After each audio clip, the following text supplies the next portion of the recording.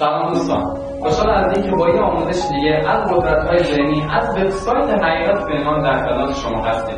امروز می‌خوایم راجع به یه مبحث خیلی جالب صحبت کنیم به نام آیروکنزی. بدون مقدمه بریم سراغ تعریف آیروکنزی که این مبحث راجع به چه چیزی صحبت می‌کنه. آیروکنزی شاخه‌ای از علم روانشناسی، به حرف من دقت کنید، شاخه‌ای از علم روانشناسی. این علم در واقع به تبادلات ذهن شما و مولکول‌های هوا می‌پردازه. به طور خودمونی بیایم بگیم شما میتونید با ذهنتون روی مولکول‌های هوا تاثیر بذارید. این علم جادویی نیست. همونجوری که شما اگه فیزیک کوانتوم رو در بر بگیرید، ذهن انسان میتونه روی الکترون‌ها تاثیر بذاره. از مولکول‌های هوا چند چیز جالب و بزرگی نیست که بگیم واو ما همچین چیزی تاثیر گذاشتیم. نه، علمیه که کاملا به طور فیزیکی هم ما اینو میتونیم داشته باشیم. اما یه عوامل هست تو آیروکنزی که قبل از اون من باید واسهتون توضیح بدم که بدون اونها چه تعریفی دارن، چون این عوامل بیرونی هستن و شما چند تصویری نمیتونید اونها داشته باشید.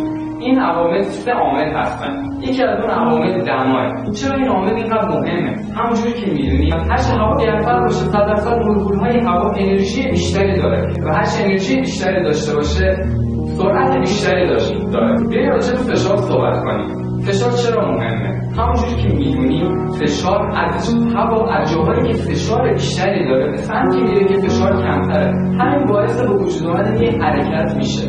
اما تراکم عامل سوممون، هرچی که هوا متراکم‌تر باشه فشار بیشتری داره. چرا این 3 عامل اینقدر مهمه؟ چرا من اول از اینکه بگم مثلا آیروکنزی رو تعریف کنم این 3 عامل رو میام بهش میپردازم؟ چون افرادی که میان آیروکنزی رو کار میکنن بعد از این مدت یه اشکالی به وجود میاد و اون هم اینه که این افراد داخل خونه مثلا تمرین میکنن، اونجا هوا ساکنه، اما وقتی که آیروکنزی رو داخل یه هوای باز میان انجام میدن هیچ اتفاق خاصی نمیفته و نمیتونن تأثیری داشته باشن. دلیلش همینه. شما باید این 3 عامل رو به طور استاندارد رعایت کنید. یعنی حالا به مبحث خودمون آیروکنزی بپردازیم. برای انجام دادن آیروکنزی اول از هر چیزی شما لازمه به این عاملی که به این جمله‌ای که من میگم خیلی دقت کنید و اونم چاکراهاست. همونجوری که میدونیم بدن ما 7 چاکرا داره، اما این چاکراها تنها چاکراهای بدن نیستن. بدن ما چاکراهای فرعی هم داره که این چاکراها خیلی اتفاقا مهم هستن و توی بحث آیروکنزی ما از چاکراهای فرعی دستمون استفاده کنیم که هر دست ما داره 6 چاکراه که 5 چاکراه اون در هر سر انگشت ما وجود داره و بزرگترین چاکرا در کف دست ما وجود داره در دست ما و ما اگه این انرژی ها رو فعال کنیم آیروکنزی برامون خیلی راحت‌تر انجام میشه. بیاین اول از همه من یه توضیح راجع به چگونه باز کردن این نوع چاکراها واسهتون بدم. یه تمرین خیلی خوب میخوام براتون بگم که این تمرین رو اگه شما به طور مداوم انجام بدید میتونید چاکراهای دستتون فعال کنید. برای این کار فقط کافیه اول از هر چیزی شما کاملا قبل از انجام دادن این نوع آیروکنزی و موضوعات دیگه یه مدیتیشن کوچیک انجام بدید تا ذهنتون آرامش داشته باشه، بتونید بدون استرس انجام بدید. شما حتی تو زندگی عادیتون وقتی که استرس دارید هیچ کار عادی رو نمیتونید انجام بدید و به طور کامل اون کار انجام بشه. پس بیاین استرس از خودمون دور کنیم و با یه ذهن آرام و با آرامش بریم سراغ مدیتیشنمون و انجام دادن آیروکنزی. حالا بیاین توضیح بدیم که چجوری ما میتونیم چاکراهای دستمون رو باز کنیم. برای این کار کافیه شما دستاتون رو به فاصله از هم به فاصله 30 سانتیمتر قرار بدید و سعی کنید چشاتون رو ببندید و اون آرامش رو داشته باشید. دستاتون رو به فاصله 30 سانتیمتر از هم دیگه قرار بدید. در اینجا بیاین یه تصور داشته باشید، یه تجسم کنید، سعی کنید یه انرژی رو تولید کنید. فکر کنید که انگشت شما در حال نفس زدنه. انگشت کوچیکتون بیاین اینو از دست چپمون شروع کنید. انگشت کوچیکمون در حال نفس زدنه. ما این تصور رو داریم انجام میدیم که انگشت شما داره نفس میزنه. بعد از اونی که این نفس شما 100% احساس خواهید کرد برید سراغ انگشت بعدی و انگشت بعدیتون این نفس رو انجام بدید. بعد از اون سعی کنید این نفس زدن رو در هر 2 دستتون و سپس تمام انگشتاتون هر 10 انگشت احساس کنید. بعد از اون یه عمل دیگه خیلی مهمه شما انجامش بدید اینی که لحظه رو شما احساس کردید سعی کنید دستاتون رو به یه فاصله به همدیگه نزدیک کنید. بعد از اینکه دستاتون رو نزدیک کردید یه اتفاق خیلی جالب میفته و اون اینکه شما انرژی دافر رو احساس می‌کنید. شما بعد از اون نمیتونید دستاتون رو به فاصله از همدیگه نزدیک کنید، بعد از اون یه انرژی دافعی احساس می‌کنید. کنید. بعد از این مرحله بیاید دستاتون از هم دیگه دور کنید. اون وقت چه اتفاقی میفته؟ یه انرژی کاملا برعکس داخل به نام گرانش اتفاق میفته که باعث بشه شما نتونید دستاتون از هم دیگه دور کنید. تا اینجا شما تمرین رو کاملا انجام بدید و تونستین تاثیر داشته باشید و ذهن آرومی داشته باشید. بعد از اون سعی کنید دستاتون رو به یه فاصله قرار بدید و بعد از اون دستاتون رو هر کدوم به صورتی که من دارم میچرخونید و در واقع شما میبینید یه توپ رو اینجا احساس میکنید که با دستتون دارید لمسش میکنید و اون انرژی در کف هر دو دستتون در حال حس شدنه.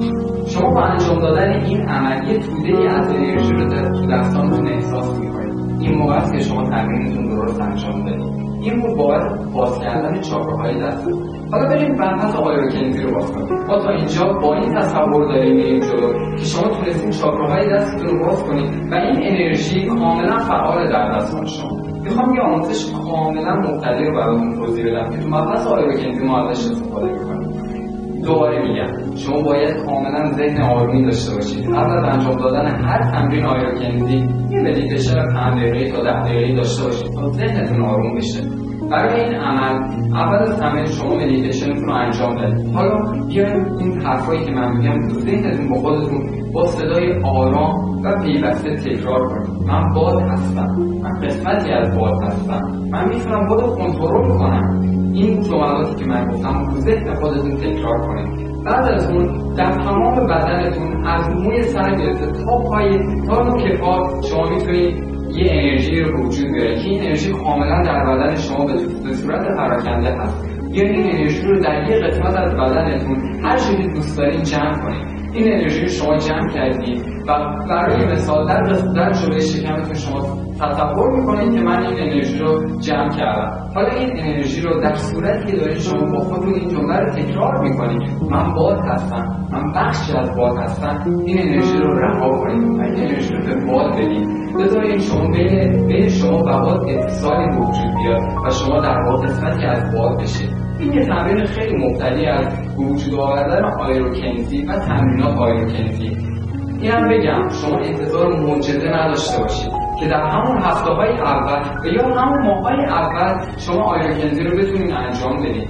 چون انجام دادن این رو عوامل همونجوری که می‌دونید میتونید یه مثال ساده بزنید. یه بدنساز نمیتونه همون اول وزنه 50 کیلویی رو بلند کنه، اما بعد از تمرینات و بعد از گذشت یه سال خیلی راحت اون وزنه که اون اوایل نمیتونست اصلا بلندش کنه و اصلا یه جوری رویا بود براش تکون دادن این وزنه، اما خیلی راحت میاد تکونش میده. آیروکنزی و مبحث چاکراها کاملا همینجوریه. شما با تمرین و با تمرینات پیوسته میتونید به اون معجزه‌ای که میخواین برسید. بریم راجع به 7 تکنیک که خیلی این تکنیک‌ها مهمه و انجام دادن اونها به شما میتونه خیلی تو آیروکنزی کمک کنه.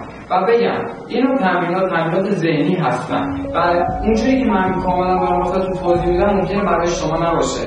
سعی کنید ذهنتون آروم باشه، همونجوری که ذهن خودتون دوست داره اونو تجسم کنید. اینجوری خیلی راحت‌تره، ذهن شما راحته و اون قدرت رو داره و میتونه با احساس تمرینش رو انجام بده. چون وقتی که احساس وجود داشته باشه شما انرژی بیشتری رو میتونید تولید کنید. وقتی که تقلید وجود داشته باشه شما هیچ انرژی ندارید، در واقع دارید از این نفر دیگه یه چیز دیگر رو تقلید میکنید و ذهن شما جایی برای تفکر و وجود داشتن هنر نیست. اولین تمرین